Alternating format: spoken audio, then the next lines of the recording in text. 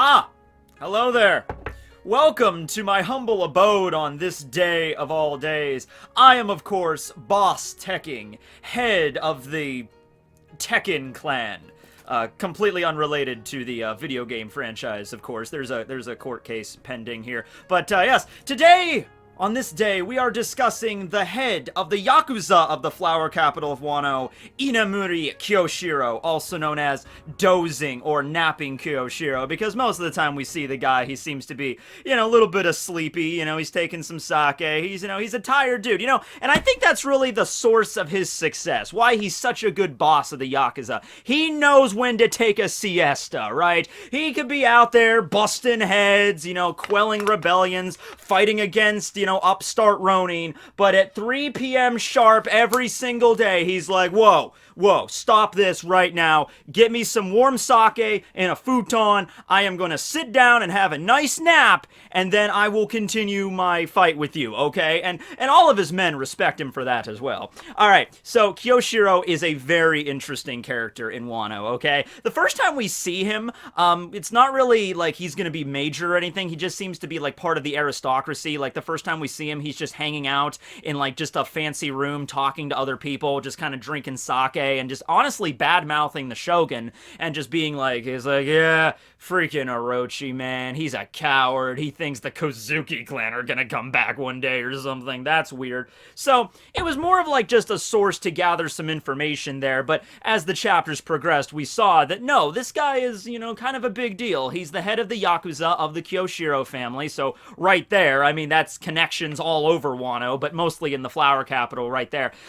Back during the time of Hiyori of the flowers, it was stated that there were Yakuza kind of like all over Wano, like different families and stuff, and the heads of all those Yakuza clans are now in the Udon prison, so that's what their plan is going to be. So it's really unclear exactly if the same system is now, like, present day in Wano, like if there are other heads of the Yakuza clans all over Wano in the different regions, or if it's all just the Kyoshiro family, maybe there's varying heads of the Kyoshiro family, or if the Yakuza is just centered in the flower capital, because you have to remember, like, Wano used to be this flourishing country, where each of the regions had their own, like, specialties and stuff, and they had it going on there. And, the Curry region was a little bit lawless, but Odin changed all that. Ever since Orochi and Kaido came to town, though, really the only prospering place that's, consistent, is the flower capital. All the other places are wastelands, deforested, pollution is everywhere, all of Kaido's factories are pumping smoke into the atmosphere,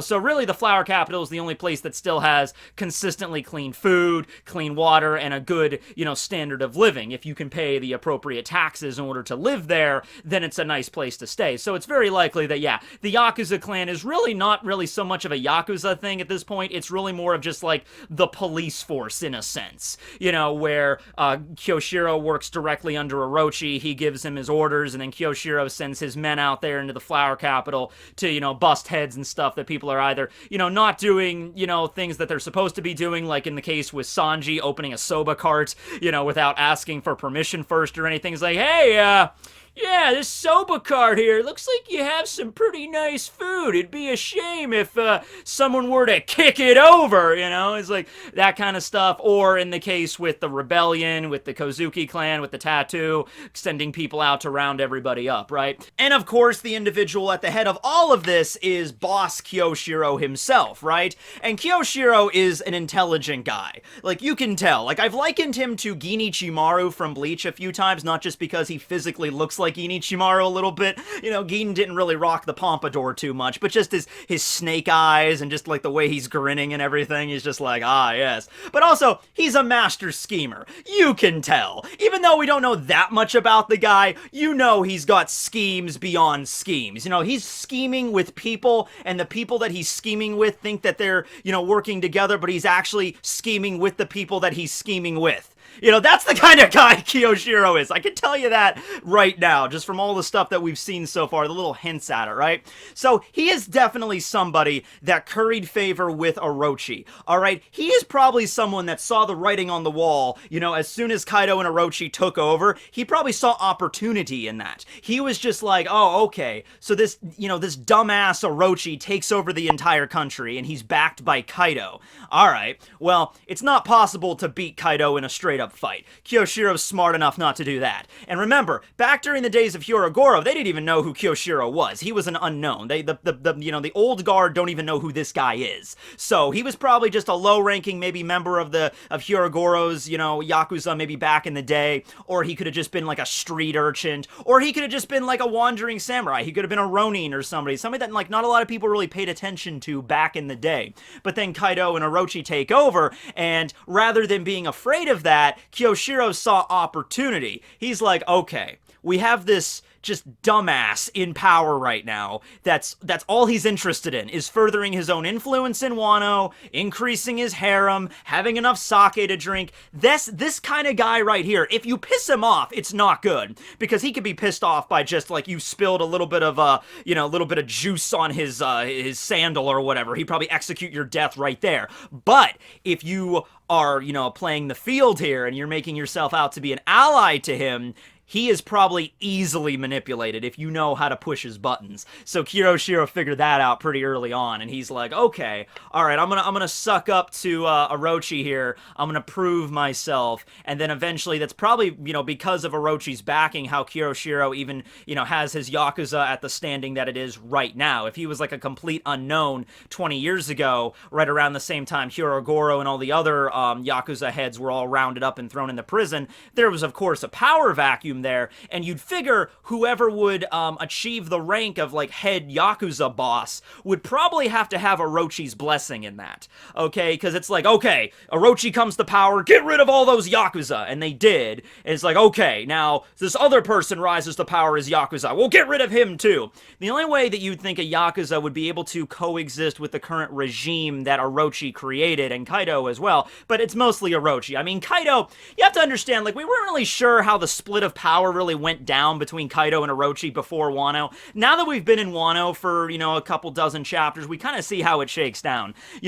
Kaido, he rules over Onigashima, and his beast pirates are all over Wano, but when it really comes down to the thick of it, when it really comes down to, like, passing laws, and the way of the life in the flower capital, and how all that stuff really goes, that's all Orochi. Orochi's really the man that handles all of that. Kaido is more, like, enforcing the border of Wano to make sure nobody comes in and, challenges his, his domain, his territory. Of course, he's all about creating his factories, selling weapons. So look at it like on the surface of Wano, Orochi's in charge. When it comes to like the underground area and stuff, like all the smiles, and well, there used to be smiles before the factory was destroyed, and like weapon distribution and all that stuff, that was all Kaido. That was all Kaido and Dofi and Caesar all kind of working together in the underground, right? But make no mistake, it's, because, before this, we could always say, like, Kaido was just puppeteering Orochi. Like, every decision Orochi made was all controlled by Kaido.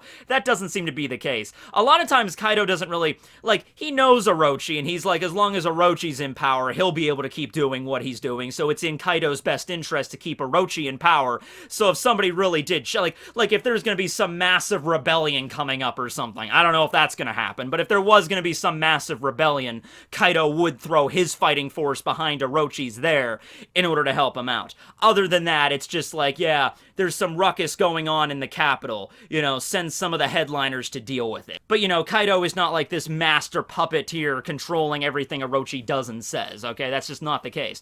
So, Orochi, being the paranoid guy he surrounded himself with sycophants. Now, Orochi, being the kind of guy he was, he might have started to figure out, like, oh, maybe they're just pretending to be my allies when in reality they're not. So I guess it's like actions speak louder than words. And so Kyoshiro, knowing that, probably did every single thing the Shogun commanded him to do, no matter what it was. Kyoshiro probably did some really messed up things if we're really thinking about it. Like, if Orochi was that paranoid and he wanted to make sure he only surrounded himself with the best of the best and the people that he could trust, he might give them really difficult tasks to accomplish. Just like Kyoshiro, that family over there, that husband and that wife and those two children, they didn't pay their taxes this month. Go over there and execute them. And Kyoshiro was like, yep, sure, Orochi, I'll do that right away. And he went over there and slaughtered the whole family. Came back, blood on his sword, and just like, all right, yep, that's that. And Orochi's like, oh, well, I guess I can trust you then. I make you the boss of the Yakuza, or I give your family the status to create the Yakuza.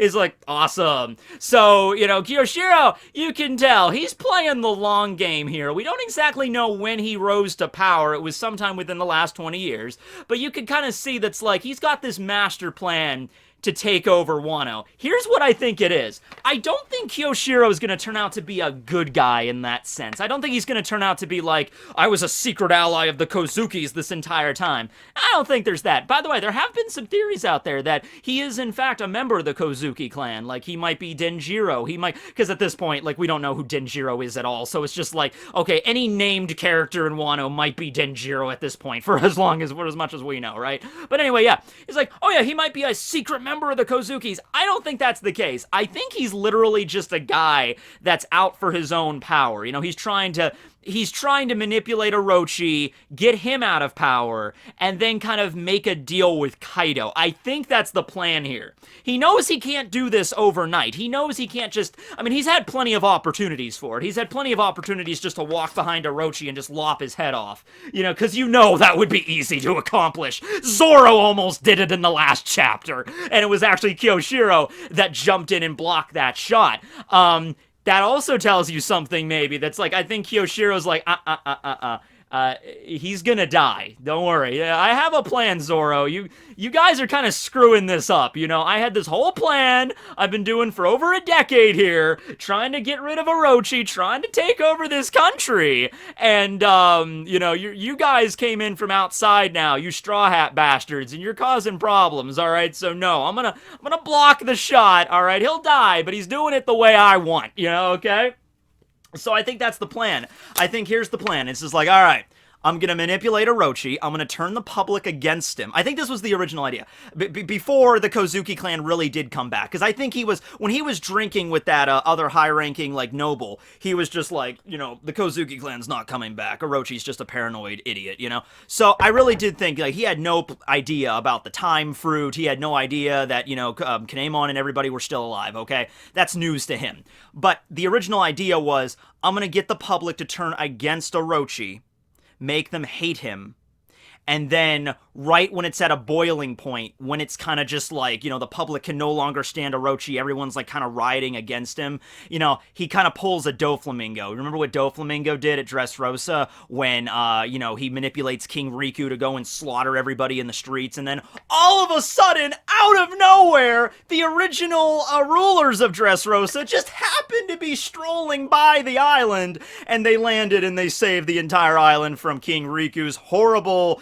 you know, slaughter fest. You know, it's like, oh, King Riku was such a good guy, and then one night he just went crazy, and the Doflamingo family turned up and saved him the entire island, and now we worship them now, you know, like, so if the people in Wano are as easily, you know, swayed as the people on Dressrosa, you know, that plan could have actually worked, you know, like, make everyone hate Orochi, and then everyone's rioting against him, and then Kyoshiro is, you know, the one that solves the problem, kind of like a Jaime Lannister Mad King sort of deal, you know, where, you know, you have Kyoshiro next to Orochi, and Orochi, he's probably waiting for the moment for Orochi to snap and just say the magic words. Do you know what the magic words are that are the death knell for any ruler? Like, I don't care how nice of a ruler you were, when you start spouting this kind of message, you know, everyone's against you. That message is, kill them all! Everybody just get rid of them! I'm tired of this place! Clean slate! That's the magic word. So he was just gonna, like, manipulate Orochi, manipulate the public, and then all of a sudden, I can imagine it now, Kyoshiro and Orochi, they're at the top of, like, the palace and whatever, and Orochi's looking down at all the rioters, and he just says those magic words, like, you know what? I'm the Shogun! Everybody dies! I'm like, okay, that was the magic words. Kyoshiro takes out his katana, lops off Orochi's head, falls into the freaking crowd. Everyone's like, Kyoshiro! Kyoshiro! Our hero! Our hero! And everyone's like, and he just standing up there and just like, I slayed the evil ruler of this land. And then Kyoshiro probably goes and talks to Kaido, and he's just like, hey, listen, yeah, that Orochi guy, he was an idiot. This is Kaido talking, by the way. He's like, yeah, that Orochi guy, he was really getting out of hand. I couldn't handle that guy anymore. He was just spouting random shit. He was so paranoid. And so Kyoshiro kind of, I could see it, you could see it. He busts out the sake cups and with Kaido, and he just pours them and is like, okay, well, tell you what, I think you'll find me a lot more amenable to your plans here, and Kyoshiro is the more intelligent, conniving ruler of Wano, which is probably not what Kaido wants, but I also think Kyoshiro is smarter than Kaido also, so then you could have another plan where he's just like, alright, I took out the Shogun, now I'll work on taking out one of the 4 emperors of the sea.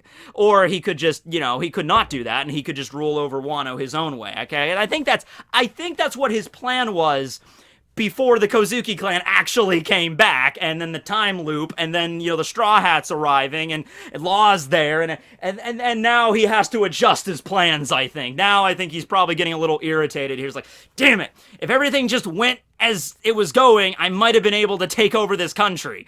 Because, there's nothing more annoying than, like, you're a smart person, you could run a better land, and then there's this idiot up there, just spouting out, I want more sake now! I'm like, okay, well, fine, I'll listen to you for the moment, but, it's coming, right? So, he's had to adjust his plan a little bit. Now, another facet of this plan that Kyoshiro, it's definitely included in here, is Komurasaki, or Lady Hiyori, okay? And this is actually maybe, well, I don't know, because it depends what their relationship was really like, because if they were like, lovers, or if they were allies to the point where they could share anything with each other, it's possible that Hiyori could have told Kyoshiro about the Kozukis, or she could have kept her mouth shut. It might have been more of like, not really a relationship like they're husband and wife and they love each other, more of just kind of like a give and take relationship. Sort of kind of like, look at it this way, maybe Hiyori just told Kyoshiro, like, I want to get rid of Orochi. And Kyoshiro's like, I do as well. I think we'll make great business partners. And so it was even stated, the reason why, Komurasaki became such a well-known courtesan in the land of Wano was directly because of the upbringing by Kyoshiro, okay? So it seems like, after Hiyori got separated from Kawamatsu 13-something years ago, she was probably in the red light district at that point, and Kyoshiro kind of took her in, and that's where maybe she told Kyoshiro, like, yeah, I am a member of the Kozuki clan. My mother was Lady Toki. I want to eliminate. She didn't say anything about the time fruit or anything about Momo or anything like that. She just said, I want to get rid of Orochi, and Kyoshiro agreed to help her with that. And so Kyoshiro, knowing how much of a moron and a sucker for ladies Orochi is, he probably thought, like, oh, this is perfect. This is absolutely perfect. All we need to do is just set it up like freaking Komurasaki becomes the most beautiful courtesan, everybody's revering her all throughout the lands, and then Orochi's gonna fall head over heels in love with her, and then, boom, we have manipulation in that front as well.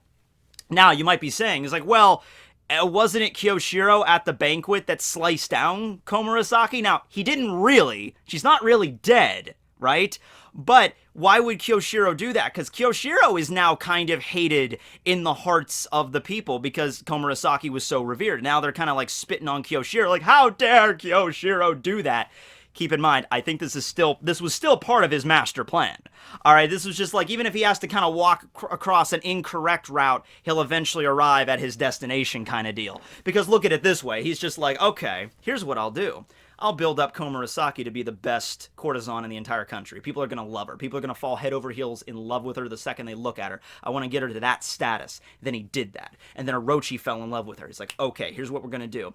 We're going to have this plan where Komurasaki slaps or strikes Orochi. Because they were in on that. They were definitely 100% in on that. I don't know if they knew that was going to happen the exact same way, like with Otoko there and everything. Like, they didn't plan it to that extent, but they had it talked like, whenever we have a banquet and Orochi's there and I'm there, if the opportunity presents itself, strike him, slap him, punch him, do whatever you got to do against Orochi. What'll happen is Orochi will get mad. I'll cut you down in the name of Orochi. Number one, that'll piss off Orochi. That'll make everybody in the country hate me, Kyoshiro. But but that'll also like unsettle Orochi even further, kind of keep pushing him more and more toward that edge where he just loses everything and he just goes nuts. And then I have the moment at that point, I have the moment to slice down Orochi, and at the same time, I will then reveal to the people that you are still alive.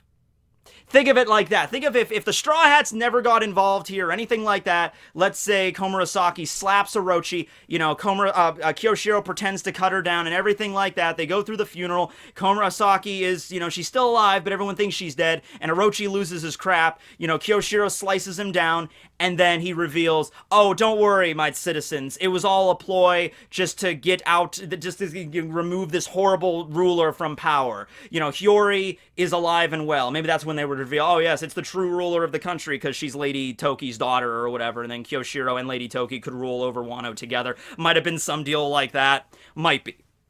But yeah, that's probably the reason why they were working together there. So even though he's not very liked right now for what he did, if he took out Orochi and he revealed that Komurasaki was still alive, the public would have a complete 180 on that. They would be like, oh, okay, he was a good guy this whole time. I mean, not really, but yeah, a really good time, right? And then Kyoshiro gets to rule over the country the way he wants to, and that's his ultimate goal. Maybe he was maybe, like I said, like a give and take relationship with Hiyori, but at the end of the day, it was just to further himself, his own power. He wasn't just like, oh, I'm gonna rule the kingdom with Lady Hiyori as husband and wife. We will forever reign supreme and bring new prosperity to Wano. I don't think it was anything like that. I think it was just Kyoshiro was tired of taking orders from this doofus, and he was like, I want to run the country on my own right now. Okay, so yeah, there's the situation there. We still need to learn a lot about the relationship exactly between Hiyori and Kyoshiro.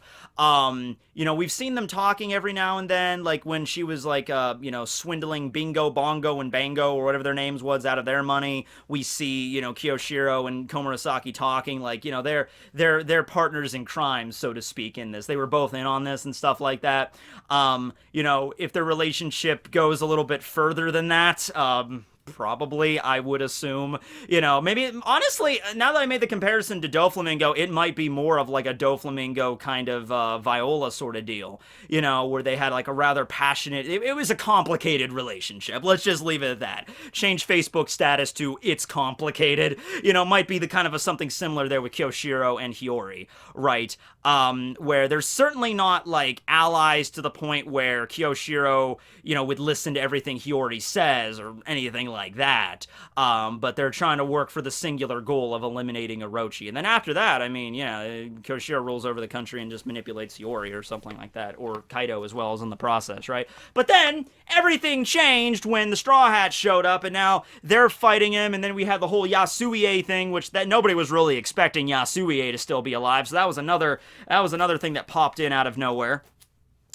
So now what's Kyoshiro going to do? Well, being the master schemer that I am most certain that he is, he's going to adjust for this. He's going to go and he's going to sit down after this whole mess is over, after the whole thing at the courtyard is cleared up, after Orochi gets back to the palace, after, the Rasetsu town gets cleared of all the Ebisu inhabitants and everybody, after they soak up all the blood. I think he's going to go back to his quarters, his bed chambers, and sit down and be like, okay now, All right. Here's what I'm going to do. Okay. I'm going to back the rebellion. That's the first thing, okay? I'm going to back the rebellion.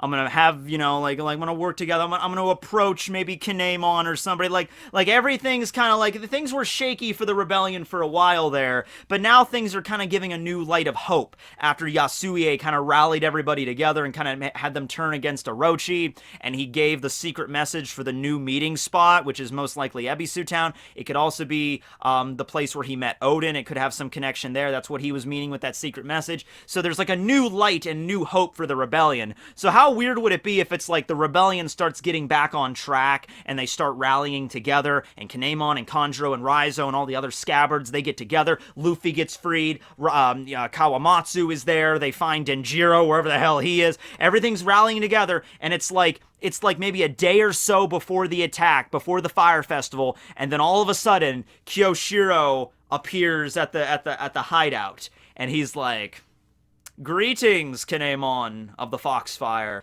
It's been so long. You don't remember me, but back in the day, I was just a petty street urchin. But now look at me. I am now the head of the Yakuza, and they would all be kind of looking at him like he's the lapdog of the Shogun. You know, he even said as much in the last chapter when he was fighting Zoro. Zoro was like, "Get out of the way!" And Kyoshiro's like, sorry, I can't do that, fam. I am just a humble lapdog."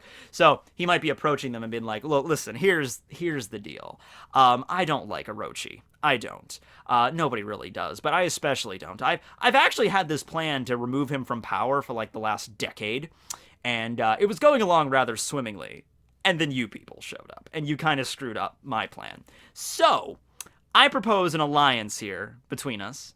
I'll back you. I'll have my full force of the Yakuza behind you. And that would be a massive help. And you know, like, it was even stated by Shinobu a few chapters ago during the bathhouse chapter, where it's like, you know, we honestly only have like 500 men to help us at best. We really need a lot more. Like, in order to make this feasible, like, to actually wipe out Orochi and Kaido's forces, we're gonna need like 5,000 men. And I'm sure after Yasuie's speech, they rallied a bunch more people together. There's probably people that weren't even soldiers that would probably help them, like farmers and stuff living out in Curry or Kibi or Udon or whether the random regions. Like, it's like, "Son, fetch me my pitchfork. I'm going to war. Here you go, Pa. You know, let's do it." You know, there's probably people that are gonna, like, fight for them that weren't even gonna fight beforehand, right? But having more people on your side can do nothing but help at this point. I don't think it's gonna get to a point where Kinemon's like, "Yeah, alright, we have enough people to fight against Kaido and Orochi. We don't need any more." You kind of always need more when you're going up against a Yonko, you know what I mean? So, how much of a help would it be to have the Yakuza backing you?